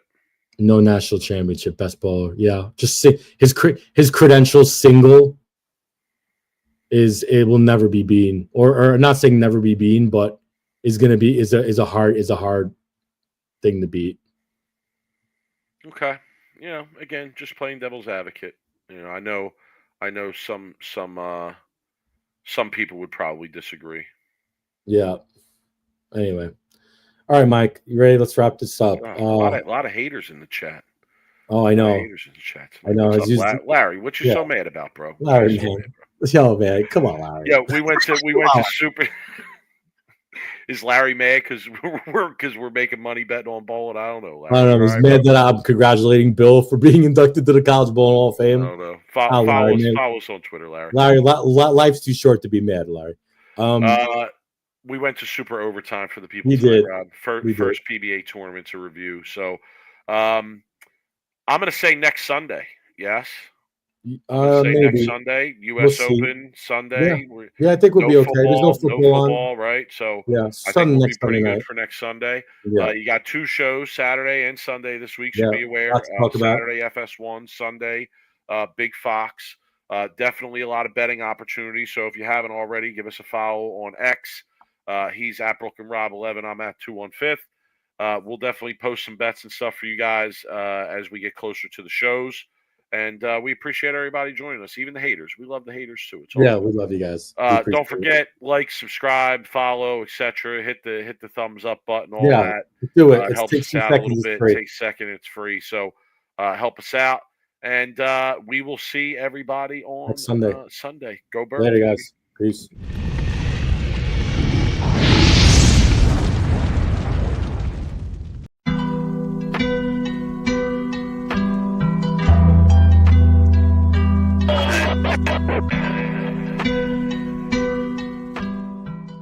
You are now listening to Sweep the Rack podcast featuring Brooklyn Rob and Big Mike.